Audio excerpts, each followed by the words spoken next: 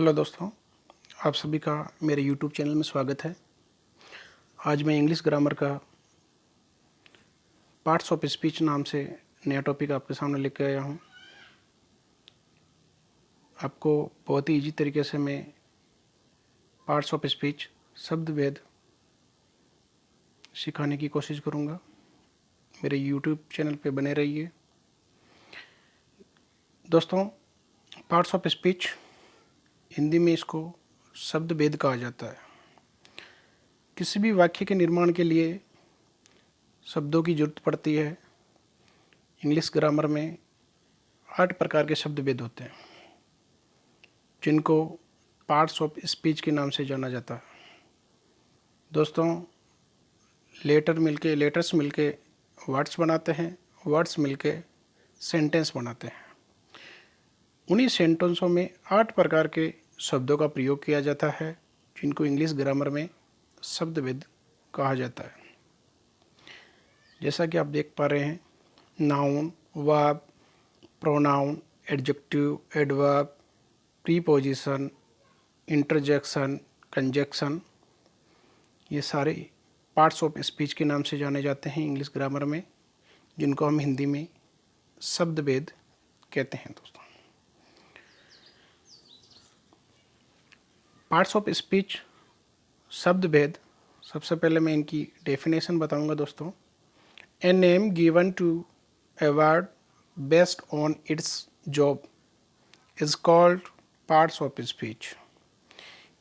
किसी भी वाक्य में हर शब्द को उसके काम के अनुसार एक नाम दिया जाता है, जिसे शब्द भेद पार्ट्स ऑफ स्पीच के नाम से जाना जाता है। Type of parts of speech. Parts of speech कुल 8 प्रकार के होते हैं। दोस्तों, सबसे पहले नाउन, जिसको हिंदी में संज्ञा कहा जाता है। प्रोनाउन, सर्वनाम। एडजेक्टिव, विशेषण। वर्ब, क्रिया। एडवर्ब, क्रिया विशेषण। कंजक्शन, समुच्चय बोधक शब्द या संयोजक शब्द। प्रीपोजिशन, संबंधवाचक अवयव। इंटरजेक्शन, विस्मयादिबोधक शब्द। अब दोस्तों, इनके बारे में विस्तार से एक एक करके बताऊंगा। सबसे पहले नाउन, हिंदी में इसको संज्ञा कहा जाता है। दोस्तों, definition, a noun is the name of a person, a thing, a place, idea और क्वालिटी ऑफ ए पर्सन। किसी व्यक्ति, वस्तु, स्थान या भाव के नाम को संज्ञा कहते हैं। जैसा कि परिभाषा से स्पष्ट हो रहा है। दोस्तों, किसी व्यक्ति, वस्तु, स्थान और भाव के नाम को हम संज्ञा के नाम से जानते हैं। जैसे रिया किसी व्यक्ति का नाम है। Police, girl, table, T, Delhi, happiness, honesty, nation, death, life, class, ये सारे नाउन है। दोस्तों, हैप्पीनेस और ऑनेस्टी भाववाचक संज्ञा है। दोस्तों,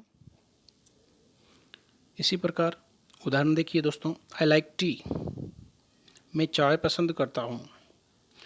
इस वाक्य में दोस्तों चाय संज्ञा है, वस्तु का नाम है। दोस्तों, वस्तु ही है। दोस्तों, दूसरा उदाहरण, my parents like to go to बीच।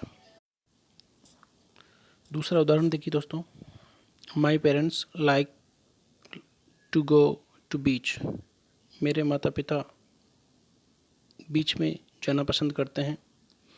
इसमें 2 नाउन आए, पेरेंट्स और बीच। तीसरा उदाहरण, प्रिया इज ए काइंड लेडी, प्रिया एक दयालु लड़की है। प्रिया किसी व्यक्ति का नाम है। लेडी, तो ये दोनों शब्द संज्ञा है। दोस्तों, इसी प्रकार से ही लिव्स इन मुंबई, वह मुंबई में रहता है। मुंबई शब्द किसी स्थान का नाम है। तो संज्ञा है दोस्तों। संज्ञा कई प्रकार की होती है दोस्तों, लेकिन मैं नेक्स्ट वीडियो में संज्ञा के बारे में विस्तार से आपको जानकारी दूंगा। अभी नेक्स्ट देखिए दोस्तों, प्रोनाउन, सर्वनाम। Definition: A pronoun is used in place of a noun. संज्ञा की जगह इस्तेमाल किए जाने वाले शब्दों को सर्वनाम कहते हैं। सर्वनाम को इंग्लिश में प्रोनाउन कहते हैं। जैसे I, we, you, they, he, she, it, him, her, this, them, someone, somebody, etc। उदाहरण देखिए दोस्तों, अन्या एक अच्छी लड़की है। अन्या बहुत खूबसूरत है। अन्या को फिल्में देखना पसंद है। बार बार अन्या शब्द का दोहराव हो रहा है, जो वाक्य की खूबसूरती को नष्ट करता है। इसलिए हम एक बार अन्य का बाद में अन्य जो संज्ञा है उसकी जगह उसका सर्वनाम काम में ले सकते हैं। जैसे अन्य एक अच्छी लड़की है, वह बहुत खूबसूरत है। वापिस जो अन्य है दूसरे वाले वाक्य में, उसकी जगह हमने वह शब्द ले लिया।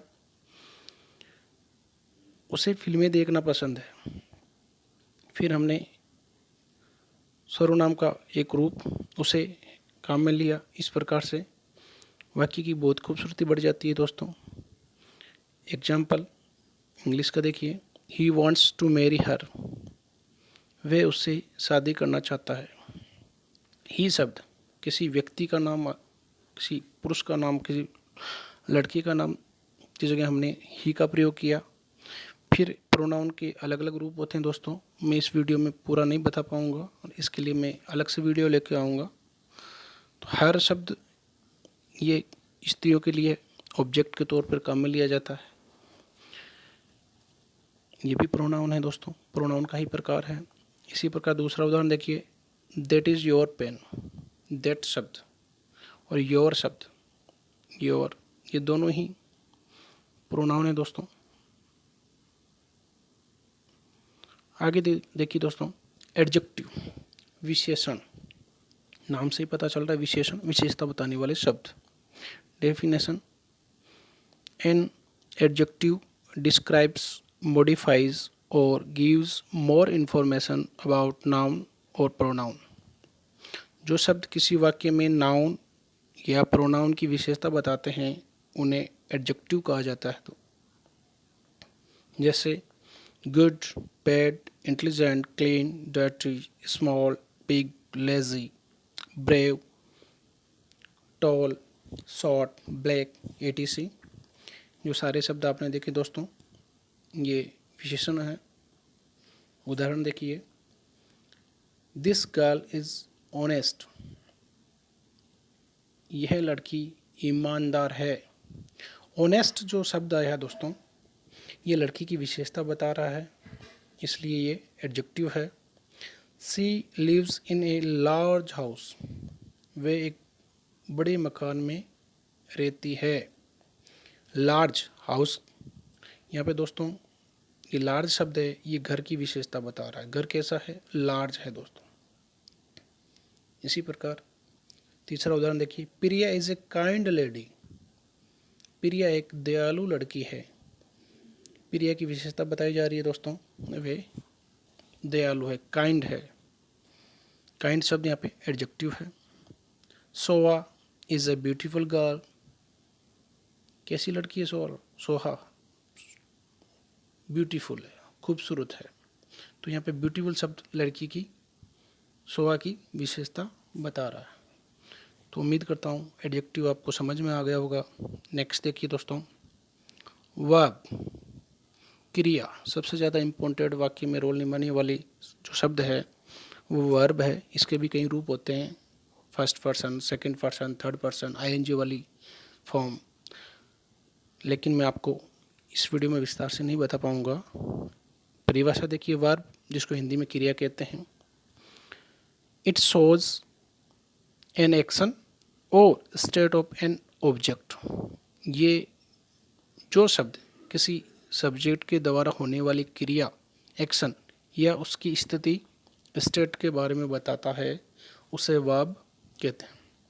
दोस्तों दो शब्द आ रहे हैं, एक तो एक्शन बताते हैं ये शब्द, दूसरा है उस ऑब्जेक्ट की स्थिति बताते हैं, स्टेट। तो ये याद रखना आपको दोस्तों।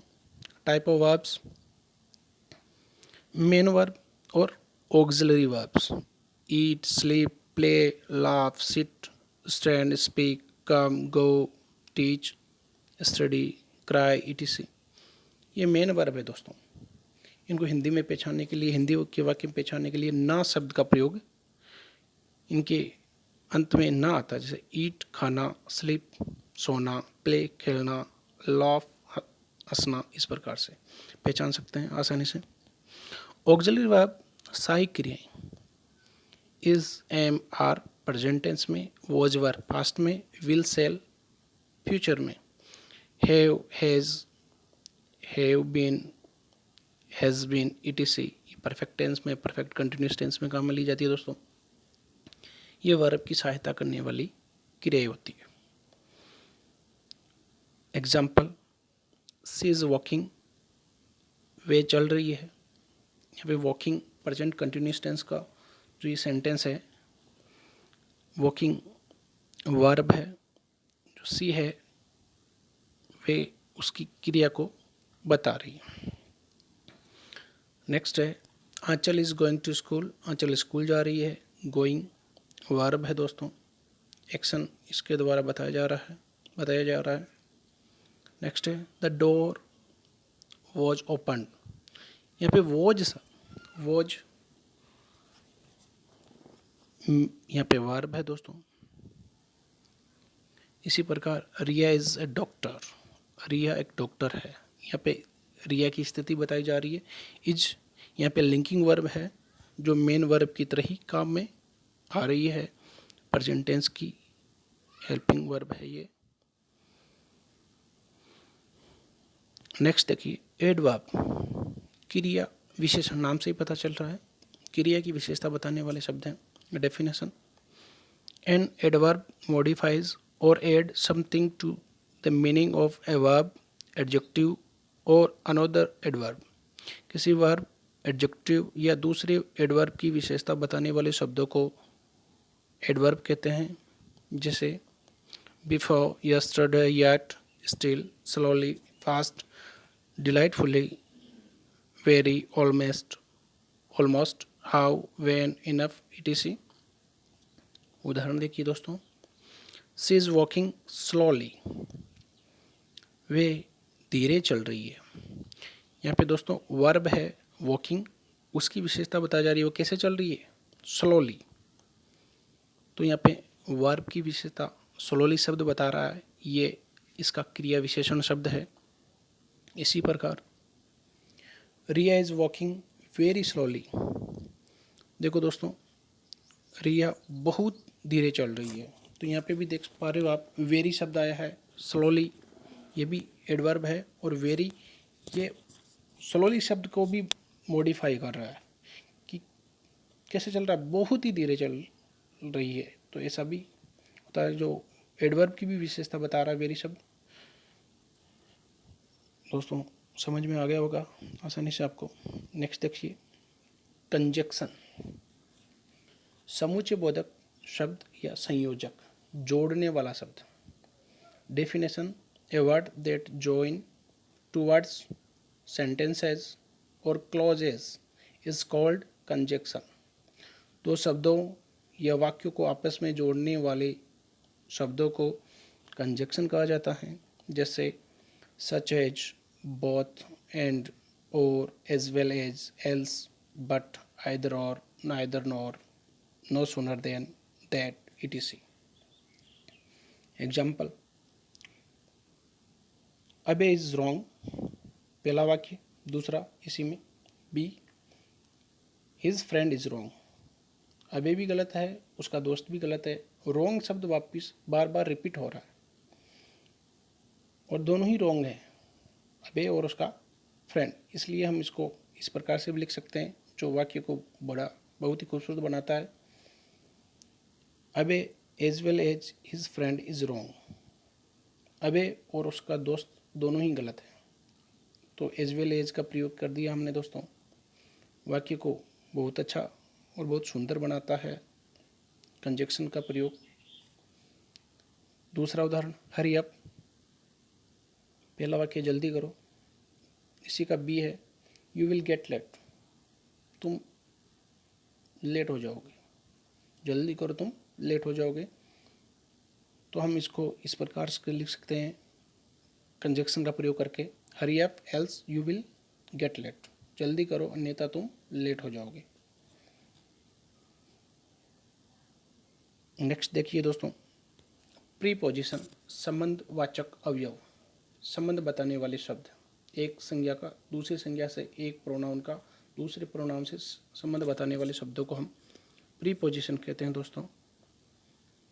Definition, a word that shows relation of a noun and pronoun to another word is called preposition.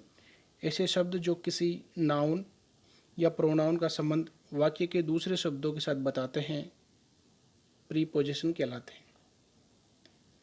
जैसे in, on, at, by, far, for, from, of, out, into, with, between, etc। ये सारे शब्द दोस्तों बहुत ही महत्व रखते हैं जो प्रीपोजिशन के नाम से जाने जाते हैं। Example, the book is on the table, किताब टेबल पर है या टेबल के ऊपर है। तो दोस्तों द बुक, किताब और टेबल का संबंध इसमें बताया जा रहा है ऑन शब्द के द्वारा। तो टेबल कहाँ है, सॉरी दोस्तों, पुस्तक कहाँ है, टेबल पर है, टेबल के ऊपर है, तो ऑन शब्द आया। इसी प्रकार दूसरा है, Ram is studying in his room, Ram अपने कमरे में पढ़ रहा है। इन शब्द राम और रूम दोनों के बीच में संबंध बताने का काम कर रहा है। इसी प्रकार ही लिव्स इन मुंबई, वे मुंबई में रहता है। इन शब्द है मुंबई और ही के मध्य संबंध बता रहा है कि वह कहाँ रहता है, मुंबई में रहता है। Aryan is standing at the door, Aryan दरवाजे पे खड़ा है। एट का प्रयोग हुआ दोस्तों, ये प्रीपोजिशन है। अंतिम देखिए दोस्तों, इंटरजेक्शन, विस्मयादिबोधक शब्द। Definition, interjection is written with an exclamation marks and is used to express a sudden strong emotion। वो शब्द जो अचानक आए किसी को भाव को दर्शाते हैं इंटरजेक्शन कहलाते हैं, भाव को दर्शाने वाले शब्द। और हमेशा एक्सक्लेमेशन मार्क्स का प्रयोग इसमें किया जाता है। कौन कौन से भाव है दोस्तों देखिए, जॉय आनंद, हुर्रे, वाओ वाह, सोरो दुख को बताने वाले शब्द, अलास ओ आउच, सरप्राइज आश्चर्य को बताने वाले शब्द, व्हाट वाओ, ग्रेटिंग संबोधन, hello hi, look listen etc। ये ऐसे शब्द हैं दोस्तों जिनका कोई अर्थ नहीं होता लेकिन ये हमारे भावों को दर्शाते हैं, इसलिए इनको इंग्लिश ग्रामर में इंटरजेक्शन कहते हैं। उदाहरण के तौर पर, hurray we won the match, अरे हम मैच को जीत गए। तो हुर्रे शब्द हमारे आनंद को बता रहा है। ओ इट हार्ट, ओ ये शब्द यहाँ पे हमारे दुख को बता रहा है। Wow what A pleasant surprise, wow शब्द हमारे आश्चर्य को बता रहा है, हमारे भाव को बताने वाले शब्द हैं ये दोस्तों। व्हाट आर यू सेइंग, तुम क्या कर रहे हो। व्हाट शब्द यहाँ पे दोस्तों ये भी आश्चर्य को बता रहा है। उम्मीद करता हूँ दोस्तों ये मेरा वीडियो पार्ट्स ऑफ स्पीच के बारे में आपको अच्छी तरह समझ में आ गया होगा। मेरे चैनल पे बने रहिए, मेरे चैनल को लाइक और सब्सक्राइब करना ना भूलें। Thank you.